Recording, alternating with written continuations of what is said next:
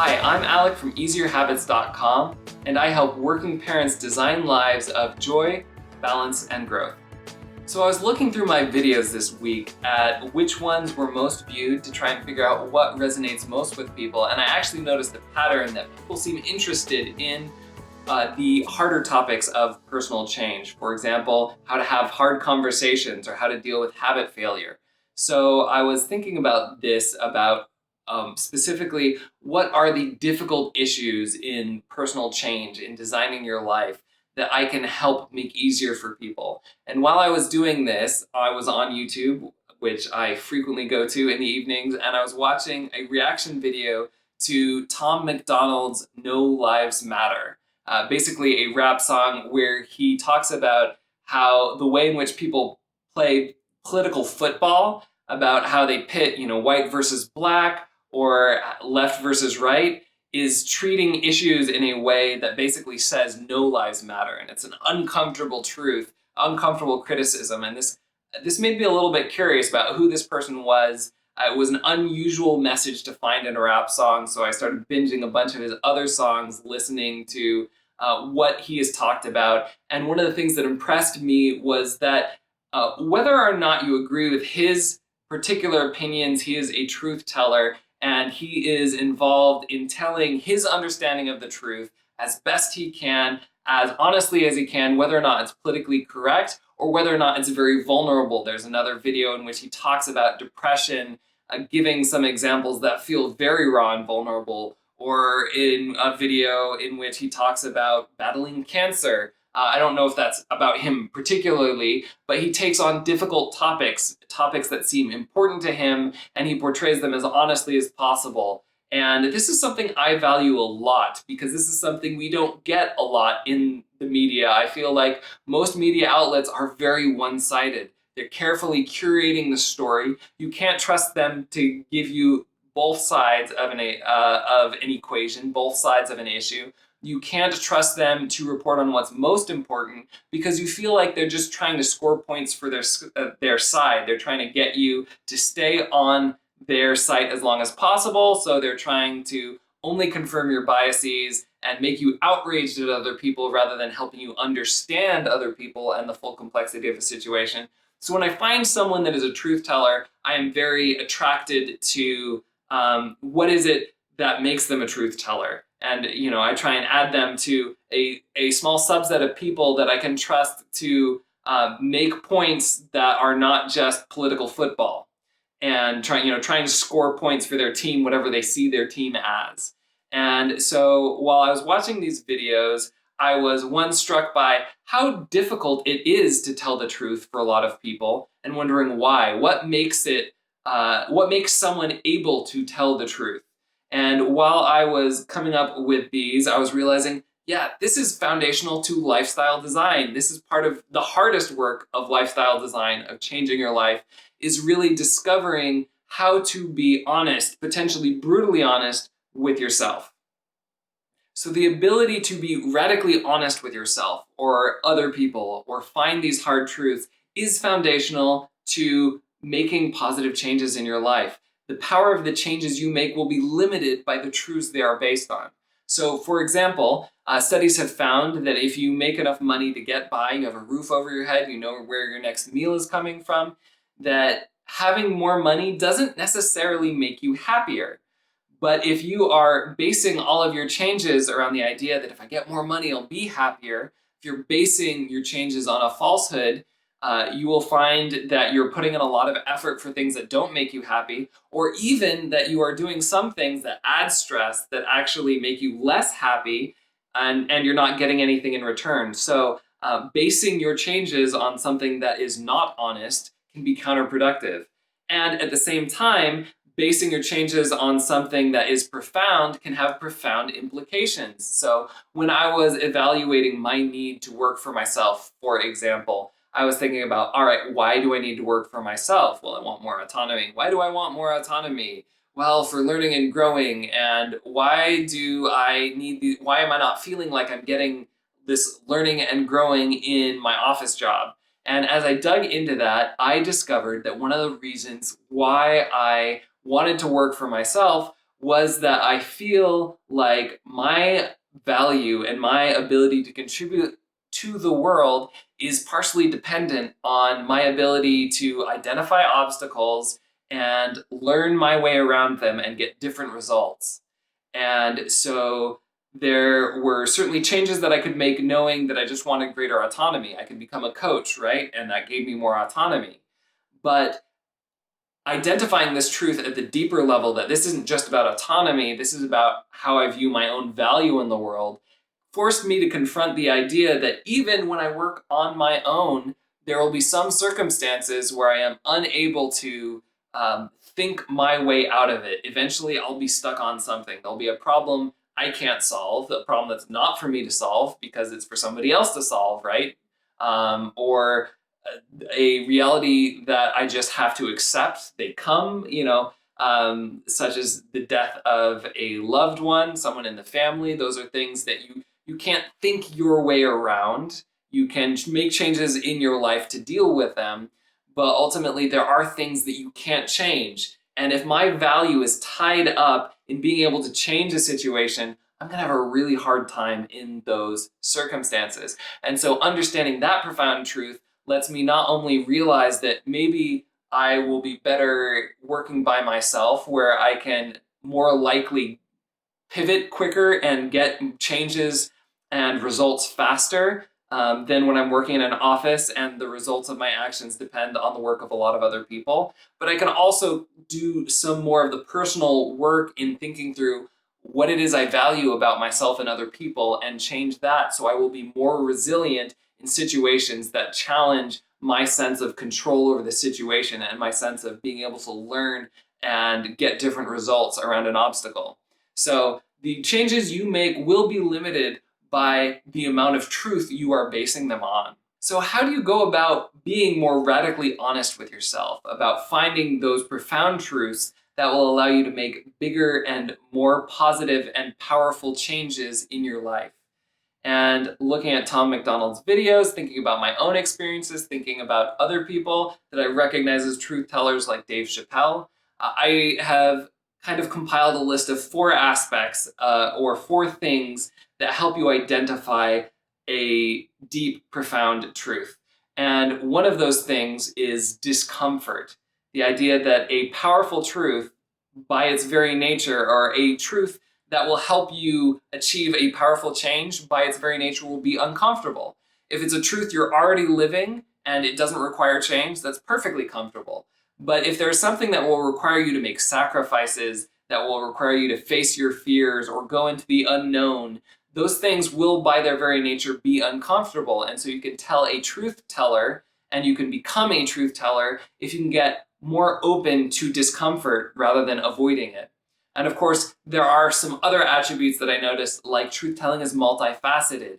If someone is only telling one side of an issue, and this happens again and again in our news media, if they're telling one side of an issue, then they're not really telling the full truth. But whereas a truth teller is willing to criticize all sides, and they're also willing to give credit to all sides for their particular value, they're able to reach out to all sides, and not just when it's convenient. All right, and a third aspect of a truth teller is not just that they say things that are factually accurate, but they seek to express the things that are most important. There's a sense of significance, right? If someone is just playing for their team and trying to score points, regardless of whether it's truthful or not, they might focus on these little nitpicks that are ultimately not that important in order to score points for their team. But somebody who's a truth teller will focus on the most important and significant issues, whether or not that is a point for their team or for their bias, or whether that confirms what they already believe. They're willing to wrestle with the big, important things rather than just try and find the minutia that they can immediately use to discredit the other side. And then the last hallmark of a truth teller is that they tell the truth not only about the current moment, but they tell the truth about the potential. So the world is a complex place and human beings are complex. We're evolving. We have the ability to become something else, become new and change. We don't always engage that, but we have that possibility. And so someone who is only criticizing the worst aspect of the way things are now but not also allowing for the possible change and growth and development in the future, they're only telling a part of the picture. They're not telling the whole truth. So those are all aspects of truth telling that I think we can work on. I certainly can work on these and improve the truths that I am using to change my life. I can't address all of those today, so I'd like to focus just on one aspect, which is how can we open ourselves up to discomfort in order to access uncomfortable truths that will help us grow and change. So one lesson that has stuck with me is one I learned at a old house that was converted into a church for a young adult youth group in Berkeley. And we were listening one evening to somebody who is an advocate for the homeless. So for example, if somebody was sleeping on a bench and it was illegal and they were caught and taken to court, she is someone who would represent them. Rather than, say, using her law degree to make lots of money, she was representing homeless people. And I had a great respect for the work this speaker was doing. And she opened her talk with an interesting question, which is, why do homeless people make you uncomfortable? Why are you reticent to look them straight in the eye or say hello? Or why do you feel awkward when they ask for money? And she said that it's not necessarily just because they're strangers, because a lot of people in the audience that night would be perfectly comfortable saying, hi, good morning, how are you? In passing to a stranger, potentially, if that stranger caught your eye, if your eyes met, right? That is not necessarily intimidating. And it's not necessarily the ask for money, right? Your friends might ask you for money. You might even have friends that ask you for money that you know aren't going to pay you back, but you don't feel awkward or insecure about. And what she said she thought made us feel most uncomfortable about the homeless was that they have an unmet need. Not only an unmet need, but a need that we can't meet, no matter how much you treat them with respect, look them in the eye, give them good wishes, give them the whatever money they're asking for, the change or $5 or whatever it is. They're not going to be fixed. You're not going to be able to fix them. And I don't think she tied this loop 100%, but my takeaway was essentially that when we come face to face with a great need, a need that we can't solve, that threatens our ego. If we have an ego that is based on being a good person that can help people out and make their lives better, our ego is then threatened by someone whose life we can't make better. We don't know how to help. We don't know if they'll ever be off the street, if they'll ever not be asking for money, if what I give them will help them, right?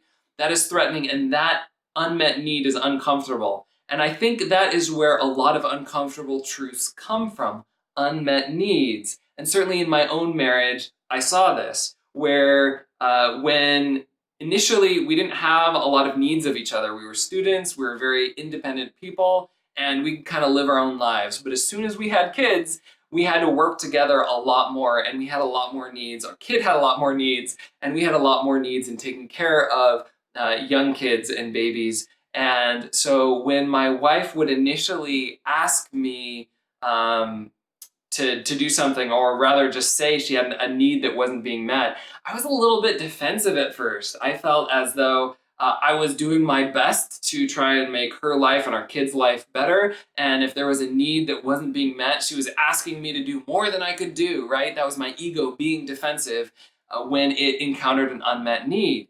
Over time, I was able to develop a sense of curiosity about unmet needs instead of a defensiveness, that I could ask open-ended questions like, how long have you felt this way? Where's this coming from? What do you think we could do about it? Rather than immediately trying to fix it myself, suggesting my own changes, listing off all the things that I was trying to do already to meet her needs.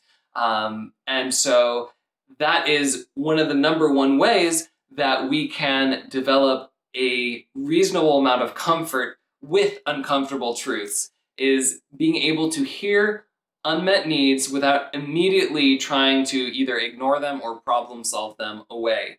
And a great exercise for this is, of course, asking your partner, if you have one, what unmet needs they have. And of course, you can also do this with your boss or the people that work for you or friends or other people if you don't have a partner as well. Or if you do have a partner, right, you can always ask people what needs they have that aren't being met. And instead of trying to immediately problem solve, develop a curiosity around that. And that is one way that you can start to uncover potentially uncomfortable truths that can help you change in positive ways that will support your relationships.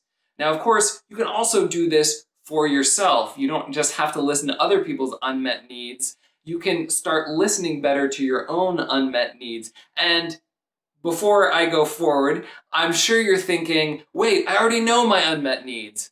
Well, a lot of times I have found that I kind of register a need, but instead of really diving into it and understanding it, I immediately distract myself. So if I'm at work and I feel jealousy of a project that somebody else gets to work on that I didn't get to work on, rather than actually figuring out where that jealousy comes from and what is behind that, I immediately either vent and about this person and say, oh man, this person's awful, they don't deserve it, right? Or I would just recognize that as not a good feeling, and I would shame myself and say, oh, you're bad for feeling jealousy, and I distract myself with something else.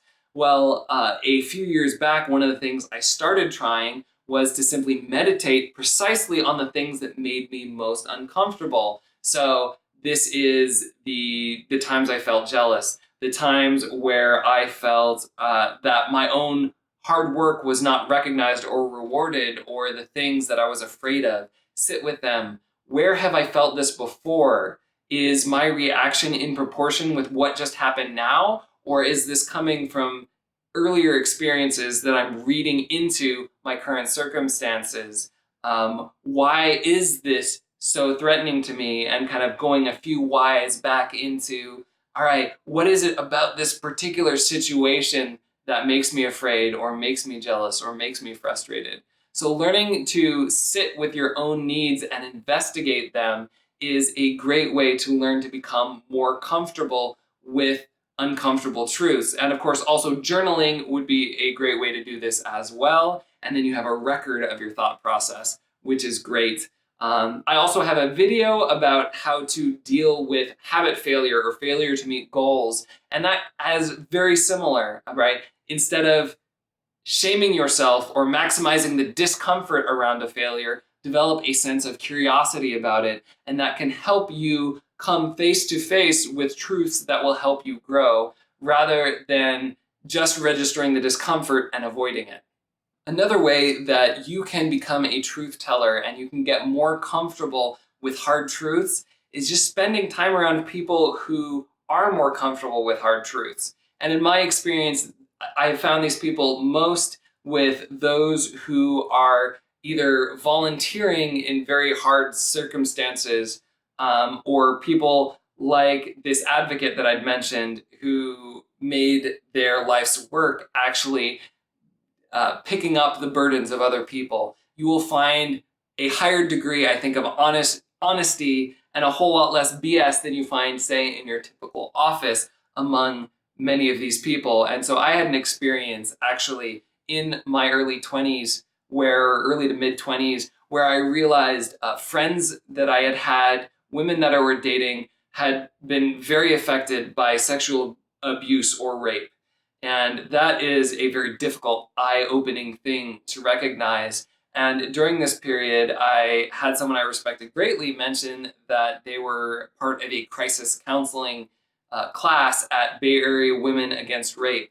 And this person mentioned that they needed more men. And like my first question was, why? And I didn't realize how many men this affected. And I actually, I'd had women tell me about their experiences with this. I think to this day, I haven't really had any man outside of the hotline tell me about these experiences. It's not something men are comfortable with, but it is something that happens much more than we'd like to think. And that is a hard truth. But in volunteering at this crisis counseling center for a year, I was around men and women who were dealing with very hard truths. And that was a powerful experience. These were people who would not BS things to make you comfortable. They would be respectful, they would be thoughtful, but they would tell you things uh, in a respectful way that might not have been the exact thing you wanted to hear. And one instance of this was the instructor of the crisis counseling class came to me once and kind of gave me in a few words how my persona came across to him. And he said I was friendly, great. He said that, I felt he viewed me as smart, which is great. It's flattering. But he also said, and innocent. You have kind of a boy next door vibe going on.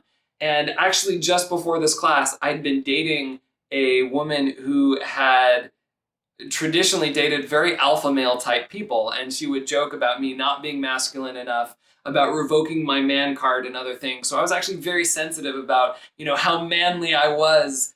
And here was someone telling me, "Oh, you're very innocent, like the boy next door." And in a certain way, like that could have been very insulting and very threatening.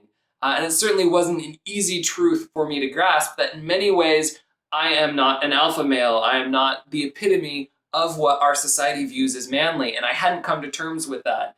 But I was spending time around people who were very honest and very kind and very supportive, but who were very honest. And that forced me to accept this piece that if I thought about it, if I thought about that really hard, I would just have realized, no, I'm not the type of person, this ex-girlfriend was looking for. And, although joking and not necessarily intentionally mean or anything, she was also being honest in a way I wasn't ready to receive. But then spending more time around people who were very honest like that allowed me to accept this truth of how I was perceived. Being able to join a volunteer organization may or may not be within your reach right now. It can actually be really hard. One of the first things I tried to do in Austin was try and look for a chance to volunteer on a regular basis, and I found it was really difficult. I felt this is missing in my life, so I don't want to paint myself as someone who is like the best volunteer in the world and always involved in charitable things. In fact, I felt a lack of that in my life, and so I wanted to start out my time in Austin volunteering where I could, and I found after place, you can't do a lot of in-person volunteering opportunities. There were a lot of places that I just didn't have the chance to volunteer. And so that may or may not be within your reach, but certainly some of the things you can do from home safely, even during COVID, there may be volunteer opportunities you can do from your computer, but also you can at least try and surround yourself with media influences of people who are honest. And again, if rap and Tom MacDonald is your thing, follow that. Comedy and Dave Chappelle. There are people in the news that I feel are more honest because they're more likely to tell both sides of a story and accept and receive and give criticism from all sides. And so spending more time on those types of media rather than the traditional news media, which is designed to be one-sided and frustrating. That is a way that you can start to recognize how people tell the truth more and see more honest truths in your life. The last way we can become more proficient in recognizing and acting on hard truths is to care less about what other people think of you and shift that focus into more, what good have I done? So in some of the issues that have come up in 2020, like racism, there's a lot of emphasis and fear these days on not being racist, which essentially amounts to not trying to say or do anything that challenges certain narratives, or that someone could find later and claim you're racist, whether or not it's true, right? And that leads to a fear of doing anything for trying to fit in.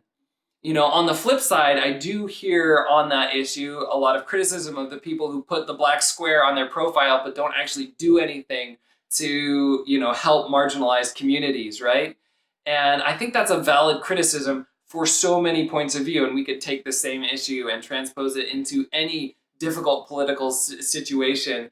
But there is a lot more fear around fitting in and making sure that we never take chances or say things that might be viewed as negative, and a lot less focus on what have I actually done that gets results. And this is where I think the truth begins to challenge a lot of us, including me, a lot more. Immediately when I was started getting into this truth telling thing, and just watching Tom McDonald, I was realizing, like, well, how much truth do I tell? How am I helping people? Am I doing enough? What am I doing that has an impact, right?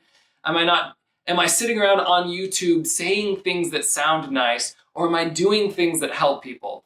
And thankfully, I can look back, and me and my wife are piloting a seminar, and I'm getting some good feedback on that. I am giving people tools that they are using immediately in their marriage to make them better, and that made me feel a little bit better. But there's a lot of room on so many issues where I have spent a lot of time talking about it, where I may have said the right thing or positioned myself in the right way, but I have never, or extremely rarely, actually gone forward and done something that added value, that actually had an impact in that area. And the hard truth there for me that I have to recognize is, whatever my opinion, and wherever I fall on the political spectrum on this issue, it doesn't matter what I say so much. It doesn't matter what's on social media, right? There is so much emphasis on social media, and he said this, or they did that. If you look at our current president, he says a lot of atrocious things, but there's also a lot more emphasis on what he says than actually what he does or the results of his actions, whether or not you like them or don't like them. And I think even the people who support him recognize a lot of room for criticism. There are also actions that are good, like peace treaties in the Middle East, that are profound impacts. There are a lot of things that have profoundly negative impacts, like some of his policies on immigration. And so, the world would be better served by people focusing on what am I doing that has an impact?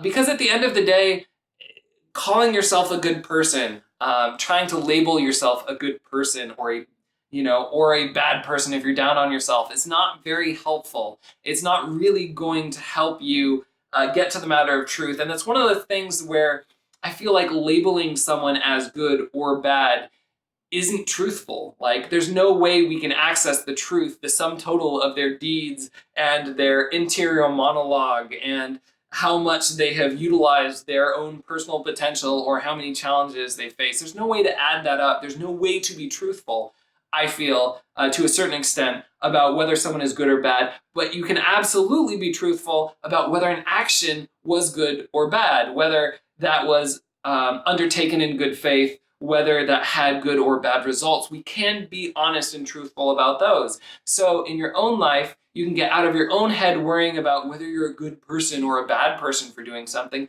and ask yourself, what am I going to do that has a profound positive impact on the people around me? And if you're doing that, that will help you face and push through positive truths. It will help you face difficult truths that a lot of other people spend their time hemming and hawing around, trying to position themselves on social media or with their words in the right sphere with the right team, right? While it will help you avoid being political and help you be an agent for positive change. And so I am absolutely working on that as I, sit here and talk to you through YouTube, and I recognizing I could say all sorts of things right now, but the question is not what am I saying? The question is, what am I doing that is helping someone right now? And if I can say I'm helping someone, then I am adding good to the world. If I can't say that, the hard truth is I'm just passing time.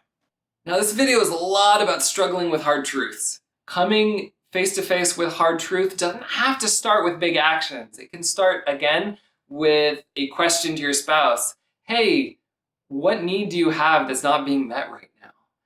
That small conversation is one step towards truths. And it could be 5 minutes of meditating on or journaling on, why do I feel stressed? Why am I afraid? Why am I jealous? And allow yourself to sit with that and not feel bad. Don't shame yourself for feeling discomfort. Be curious about the discomfort And that will help you be able to arrive at truths that you would otherwise avoid because you're so used to shaming yourself for feeling jealousy or feeling angry. All right, these are small steps you can take, and you can take a moment to seek out views that are opposed to yours.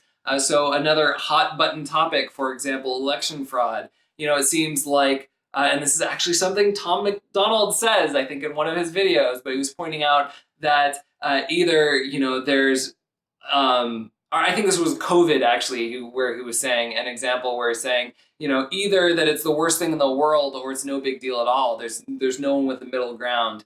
All right. Well, if you feel like you're really angry about people who, are opposed to lockdowns or for lockdowns, we'll try and find someone smart to listen to on the other side. And I guarantee there is someone.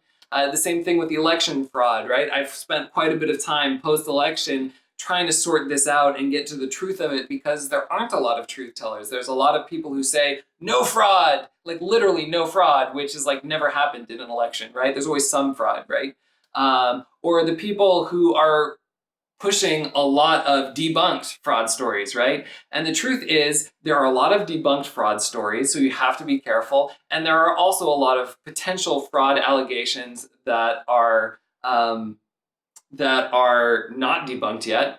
And there's a lot of things that are not technically only fraud, right? But that are fishy about the election. So hundreds of thousands of votes cast in places with no registered voter, not because they're made up votes, but because the people who created the elections made sure there was no way to verify those voters against the voters who were registered, right?